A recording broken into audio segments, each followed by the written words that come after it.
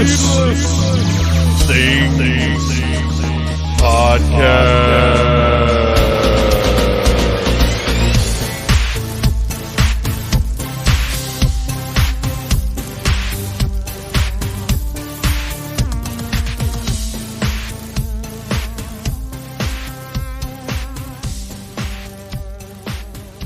Hey Phantomaniacs, welcome to a new unboxing and review. I am flying solo this time because Phantom Jr. has a little bit of a Christmas cold. He's a little under the weather, got an ear infection and a little bit of a cough, but we took him to the doctor today. He's on antibiotics, everything will be okay, but he's going to sit out this review, which is unfortunate because this was his Christmas gift to me, chosen by him from the list of stuff that I wanted, and I honestly think he chose it just so he could have a couple of my old figures, but that's okay, nothing wrong with that, because this is a set that I'd been wanting really badly.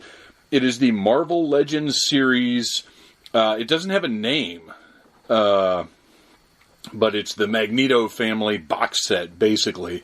It comes with Magneto, Quicksilver, and the Scarlet Witch. Magneto forms the Brotherhood of Mutants. The Brotherhood of Mutants, and they're not evil mutants, to combat anti-mutant sentiment, but the organization turns into a family matter when he recruits his twin superpowered children, Quicksilver and Scarlet Witch, to help him carry out his terrorizing agenda. Magneto crée la confrérie des mutants et response à un mouvement anti-mutant. Yeah, I don't speak whatever that was. That French, I guess? Maybe? I don't know. We got 4 languages on here. As you guys know, I really hate the multilingual packaging. Not that I have a problem with other languages being, sold this stuff, or other countries or whatever, other languages being sold this stuff. I fully support any toy being available anywhere in the world, but it just makes the packaging look so cluttered when you have to fit 4 different languages on here. I think it's a little unnecessary, but that's how it is, and I throw it all out anyway, so who cares? The front of the box has a big giant window on it with Magneto right in the middle, Scarlet Witch and Quicksilver on either side. Some nice illustrations of the characters on the sides. I'm not sure who they're by. If I had to guess, I would say it was one of Jim Lee's, one of the people inspired by Jim Lee, let's say. And then on the back, there are a bunch of pictures of the Brotherhood of Evil Mutants, specifically these 3 doing stuff. Although it's interesting to note that Toad is prominent in one of these pictures, and we need a new Toad figure badly. I cannot remember if we've seen one shown, maybe at San Diego Comic-Con or something. I feel like maybe we saw a Toad recently, but I'm not positive. Another interesting thing is in 2 of these pictures, Quicksilver's in his hideous, 4 of these pictures, Quicksilver's in his hideous green costume. I don't know why you would choose that over this blue one. And something interesting, we'll go ahead and get to the figures. I've already opened this box up because it was going to be really noisy, and who wants to hear that? And a note, when you get these 2 or 3 packs from Hasbro, or those vehicle box sets, if you just cut the tape on the tabs on either side and on the bottom, it actually opens up, kind of like a briefcase or something, and you don't have to slide the box. Excuse me, I've had a little too much Diet Coke today.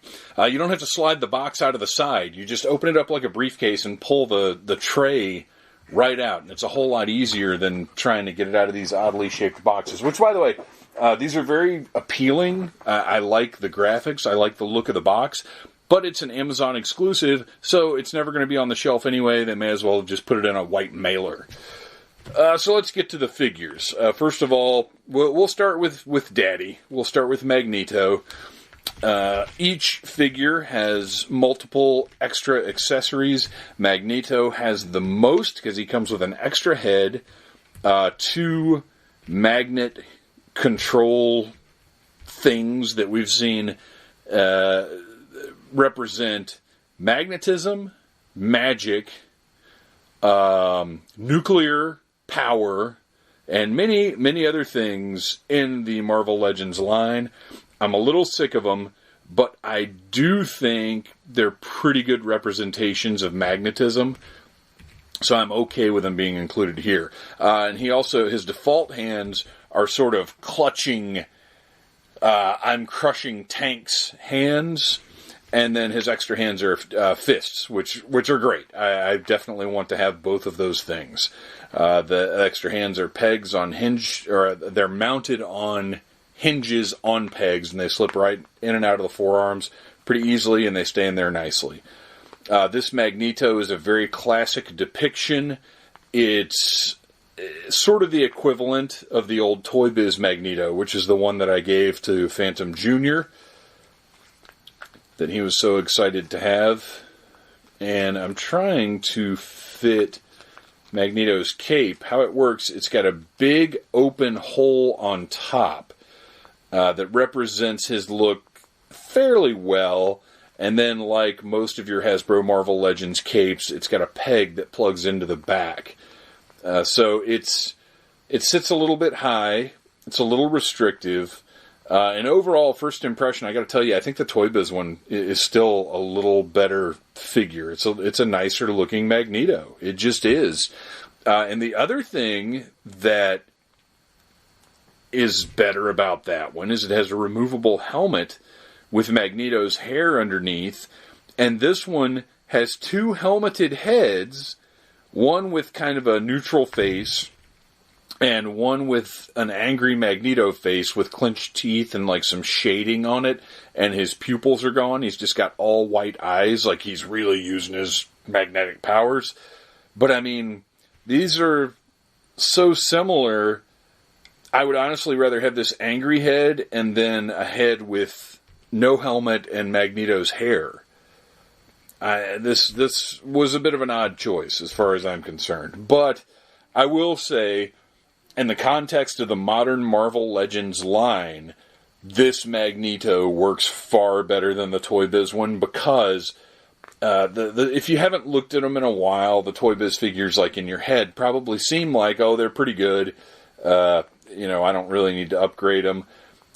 And while sometimes it's technically a better action figure, if you are collecting modern Marvel Legends, a lot of the Toy Biz figures do not fit aesthetically with Hasbro's Marvel Legends. And it's a bit of a tough thing to explain, but it's just the articulation, the paint, because some of the Toy Biz figures have so much more detailed paint jobs, or a lot of shading, or they do the thing where they do sort of a wash over the musculature. They just don't fit. They're different figures from different eras. So I needed this Magneto for sure. I just wish he had come with an unhelmeted head. But I've got to say, to the standards of the modern Marvel Legends line, he looks really good. He's got a pretty basic body, but he has a nice thick belt that on my figure, it came pushed like all the way down over his hips. So it looked like he had really small briefs on, but you push that up so that his purple crotch piece that's painted to look like trunks, so that the belt rests just above where the swivel is, and it looks like he's got some nice, tall, old-school trunks. It looks good. It looks really good. And there's a slight metallic tint, but not really. The only metallic tint is the trim, the sort of armored-looking part of his cape that goes around his neck. And even the trim on his helmet doesn't really look all that metallic, which is odd. But I'll get to more on that in just a minute. So, lots of articulation. I mean, this is the great Marvel Legends articulation. They've pretty much got it down to a science. He's got some rubbery feeling parts. The plastic doesn't all match up, but that's the action figure world that we live in now, and we kind of just have to deal with it. One thing that I do appreciate is the hinges on his ankles. It looks like they were molded in red plastic, but... oh no, I take that back. They're purple plastic, and this is just where the red is showing a little bit from the purple painted on his, whatever his weird boots are. They're almost like a Roman gladiator sandal top with a boot underneath. You know what it looks. If you know what Magneto looks like, you know what I'm talking about. But what I like is that his gauntlets and his boots match, and they're sculpted. It's not just painted on, because they, if you know Hasbro, you know they could have very easily just painted this design on, but it's actually sculpted on, and it looks really good. I'm very happy with that. His cape is, of course, the thick PVC that we're used to in these capes now, and it has a very interesting effect where at the top it's black, and it sort of has a gradient effect that goes down into the purple that we're more familiar with. I'm not sure why this top part is black like this, but I gotta admit, it looks really cool. It gives the figure a little extra depth, a little more texture and character, and I like it. It looks good. I'm not going to bother switching the hands out. I've got the fists on right now because I had already switched them out before I started recording, because I wanted to do a little family pose. And when you're trying to be nice and hang out with your family, you don't necessarily use your evil magnetic powers, at least not for a press photo. The heads, I'm sure, swap out. Well, I'm going to go ahead and switch them out now. I'll put on his angry head for a second here. But the little peg joint, yeah, pops on and off just fine. No big deal. And the cape can actually come off entirely. And you can have if I remember correctly, I think it might have been the Trial of Magneto, somewhere around there, where he's kind of walking around without his cape on ever, which is, a different cool look. But you don't have to pop the head off to take the cape off. I just did it to make it easier to switch the heads. So he's got his regular head back on now. Standing there, he looks very cool. He looks very powerful. His cape is sculpted in such a way that it's kind of flowing out behind him, but it's neutral. It's hanging down. So I like it. It looks good. Like I said, it's cool. All right, so next up is Scarlet Witch, and I've got to say that the previously released Scarlet Witch, I don't remember which wave she was part of, was very, very good, and I think we all, as collectors, agreed a much needed improvement over the previous Scarlet Witch attempt, which is one of the worst Marvel action figures ever released. So this one has a very interesting metallic sheen. She has her traditional pink and red costume, but it's much darker than the other figure, and really than I'm used to seeing on Scarlet Witch. But it looks really, really good because the pink parts are dark metallic. They have like a metallic finish to them that looks really, really cool. I like it. I don't know that it makes a whole lot of sense, but I also don't know that a character named Scarlet Witch who wears a pink bodysuit with a red, like, sometimes thong bathing suit situation on top of it. These are comic book characters in very much comic book outfits. So we want them to look cool, not necessarily to make a whole lot of sense. So I think this looks really cool. And even online, before I had this set, she was the most eye-catching figure of the whole thing. She's just very striking with these darker colors. She has her traditional headpiece on that's very tall and pointy, well sculpted. She has a very unique face that's different from any of the female Marvel Legends. Her hair is coming out from under the headpiece a little bit in the front and then in the back. Just really, really nice hair sculpt. Excellent figure. Her cape in the back hangs it's like a reverse V-neck almost. So it has a cool, unique look to it. In the front, it's almost like a scarf under her neck. Very unique, different, eye-catching cape. I like this design quite a bit. It doesn't want to move around because her hair is so thick and hangs down so much. But that's okay because really she just needs to stand there looking cool, like she's casting spells. Which, by the way, she has the spell casting / action pose hands that works so well on so many of the females. Like, you put these hands on Kitty Pryde and it looks like she's sneaking around. You put them on Wanda, it looks like she's casting a spell. Put them on Jean Grey and it looks like she's touching her head, doing telepathic, telekinetic things. They're very versatile hands that Hasbro have made really good use of. Now, Wanda does not come with alternate hands, but what she does come with are the little magic effects. Not the ones that are the same as Magneto's magnetic effects, because that wouldn't make any sense. They're the little flame type effects that wrap around the figure's sort of forearms, so it looks like they're playing with magicness. They've come with a bunch of other figures. They look really good. They work really well. And they're a little more subtle than the big blast things that Magneto came with. And I really like these as a suggestion of magic. I do wish maybe they were sized a little bit differently. Like one was maybe a little bigger than the other one, because they're really pretty similar. When you put them on, it's kind of the same effect on both sides. It would be okay if one maybe rose directly up off the forearm, instead of, like, if it was perpendicular to the forearm rather than parallel to it. So if she's holding her hand out, it's coming up off, almost like mist or something coming off the ground. I don't know. It would be just a nice, cool, different visual touch. But these are neat effects. I like that she included them. They're a translucent pink, and they're a soft rubber, so they're easy to get on. They look good. They have a very cool...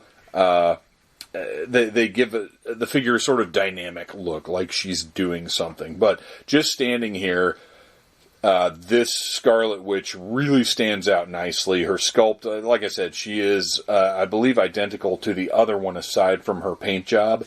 But she's just very dark, and that metallic finish just has a cool look. And unlike a lot of the other figures that have this sort of metallic finish, she doesn't have all the swirls and stuff in the plastic, so it looks more like some kind of bodysuit than some kind of weird. I don't know what. There have been some other figures that metallic plastic gets a little swirly and looks odd. The only thing I don't love about this figure is her boots are just painted on. There's no sculpt at the boot tops, and that bugs me, because everything else about her is so great. Everything else is sculpted. So it looks a little odd for the boots to just be painted on. But again, this is the modern world of toys that we're dealing with. Magneto has, I forgot to mention this, he's got thick feet. His articulation, or his joints, are all very tight. So he has no trouble standing up, even on this slightly padded card table that I'm using right now. And Scarlet Witch also has nice flat feet, no high heels on this one. Tight articulation. Very easy to pose, but also hold poses. And, fortunately, her cape, which is very thick and heavy, but it touches the ground in such a way that it provides support. It's long enough so that she's not going to lean backwards or fall over or anything like that. Like, I think this is going to be a good, stable figure that I'm not going to have any trouble standing up. And that's how the other one was, so there's no reason this one wouldn't be that way as well. And then, finally, Pietro Maximoff, Magneto's sometimes wayward son, who is honestly the one I was most excited about, because this is the figure that to me was most in need of an upgrade. The last Quicksilver that came out had the wonky bending toes. His proportions were all weird. He was kind of squarish. And Quicksilver is one of my favorite. I mean, I love these characters because X-Men are my thing, and I understand that Scarlet Witch and Quicksilver have been Avengers, or in Avengers, as much or more than they've been X-Men, but I know them from X-Men comics, so I'm always happy to have any new mutants. And matter of fact, I would love to have some new mutants. A side note, I ran to Walgreens, 2 different Walgreens today, because according to their website, they had the Walgreens exclusive Danny Moonstar figure, which includes 2 additional heads. So you're actually getting, if you buy 3 of those figures, you're getting 3 new mutants. And one store was supposed to have one store was supposed to have two, one store was supposed to have 7. None of them had any. As a matter of fact, the last one I went to had 7 magic figures. So now I'm wondering if they've got their SKUs messed up. But it's ridiculous because every Walgreens I go to, I hope I didn't say Walmart at any point during that little story. Every Walgreens I go to has dozens of Namors, usually a smattering of the other Walgreens exclusive Marvel Legends, and no Danny, no Emma Frost, and then there's another one that is supposed to be hitting or supposed to have hit. I can't remember what it is off the top of my head right now, but Walgreens is not getting anything new in, not around here anyway. And I know our head of research, Ryan Schweck, found them in his home state. So hopefully they'll show up here at some point. It just really stinks living in Metro Atlanta because I can look around online and I can see that literally everywhere else in the country gets stuff long before we do. And that's not just Marvel Legends. That's WWE Elites. That is Transformers when I was still following those. Although the Transformers seemed to show up better than almost any other toy line. It's really weird. I don't understand distribution. But anyway, back to Pietro. So this Quicksilver figure, while it is a massive upgrade over the older Quicksilver figure, it does still have some issues. Now, I really like the color of the blue. It's a nice, it's not that baby blue that the last one was. It's almost a teal. Almost.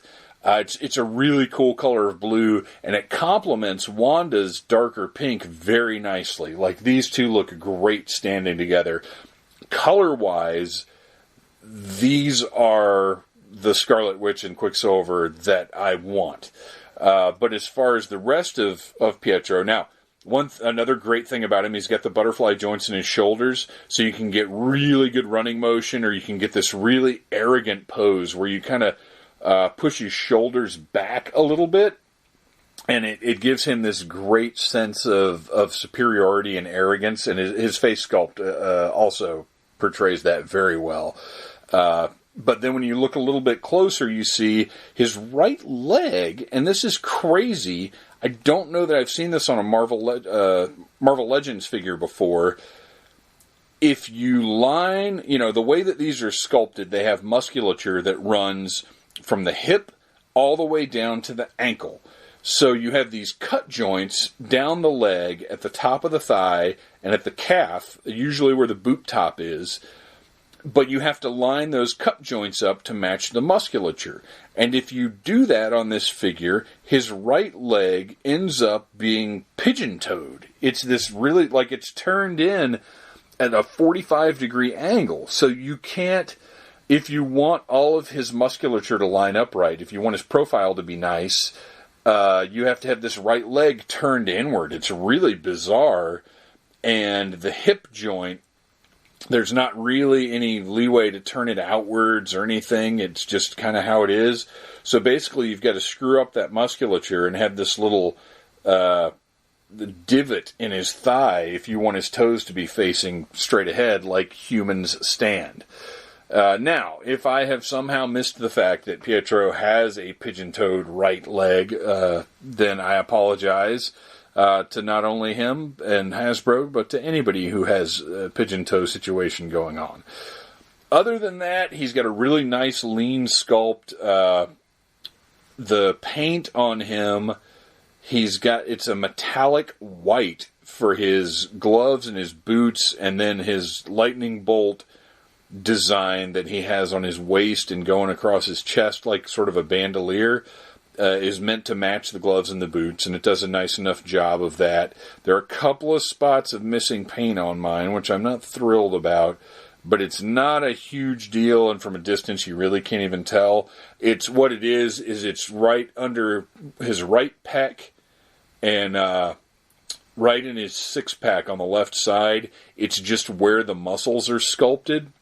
The paint app didn't quite get all the way in there, so there's two little dots.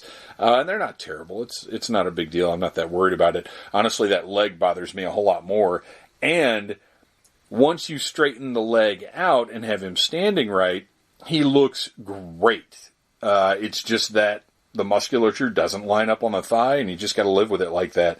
But once you back far enough away, you don't notice those two little dots of missing paint. You don't really notice the thigh. He's got a great height, a great shape. He looks like Quicksilver.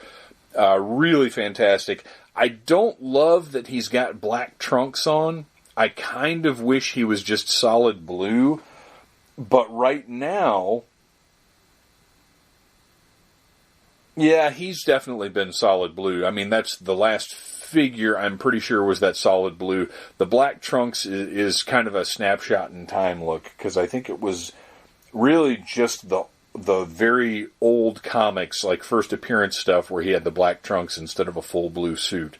I mean, it looks cool, but it's another sort of weird decision like that Electro that they did, where he had the black pants and the green top, and they made that instead of just making a traditional Electro.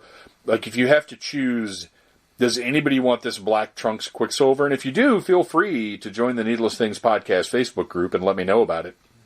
That is A-OK with me. And, of course, I'm sure somewhere down the line we'll get another Quicksilver. Maybe a green one. Maybe a fully blue one. But preferably an X-Factor one. I would love to see one with this from the waist up and then some pants on, like he had in the Peter David's X-Factor comics. That would be when it was X-Factor Investigations. And I really hope they get that across, because now we've got... well, we don't have the right Polaris, though. We still don't have the right Polaris for that, so I don't know. We'll see. We're obviously going to get 90s X-Factor first, which is fine, because that's where I really grew to love Havoc and Polaris, and of course Strong Guy is on the way.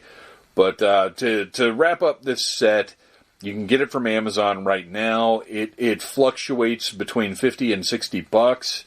And, $60 for 3 Marvel Legends figures, that's what they cost. This is a great set. These are worthy upgrades to existing figures. I'm not going to say, oh, you have to get them, because those old figures just won't do. Because really the only one in this set that I consider a must-have, you can't leave the old figure on the shelf, is Quicksilver. Scarlet Witch, the older one, is perfectly fine. If you've got it, you don't have to have this one. I just prefer this one. And as for the Magneto, it's the best Magneto that Hasbro has produced, because I didn't care for the black one that came out as part of one of the recent X-Men waves.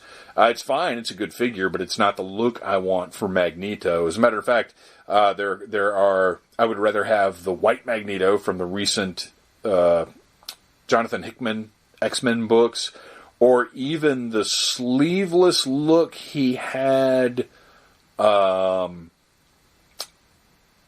in Cullen. I think it was Cullen Bunn did a stint on a Magneto solo book, and if I remember correctly, it was sort of a gray costume. Now I'm trying to remember what it was. I really liked it quite a bit at the time. But I like that look, too. I don't know that we'll ever really see it, because I'm not sure how well-known or popular that run or that look was. But I dug it. There are a lot that I would choose over that black one that they put out. So anyway, it's a good set. If you're looking for some new Marvel Legends and you want some upgrades and you don't mind spending sort of basic Marvel Legends money on them, go ahead and get it. I love that it's a family set. I think that's very, very cool. And yeah, it gets my thumbs up. I'm not going to go nuts over it, but it's worth your money if you're a fan of mutants, and you just want these guys on your shelf to blend in well with the rest of your Hasbro Marvel Legends. So there you go. Thanks for listening. Please check out the Needless Things podcast each and every Friday, where we talk about toys, movies, music, and all manner of pop culture dorkery. Join the Needless Things Podcast Facebook group and share your favorite toys, movies, music, and whatever else with us. And follow me as Phantom Troublemaker on Instagram and Needless Things Podcast on Instagram. Thanks a lot, you guys. And we'll be back soon with more unboxings, reviews, whatever. Thank you for listening to the Needless Things podcast. You're the best. You can find the show on iTunes, Stitcher, Downcast, or in the ears of a Trader Vic's employee. Love you. Mean it. Uh-huh.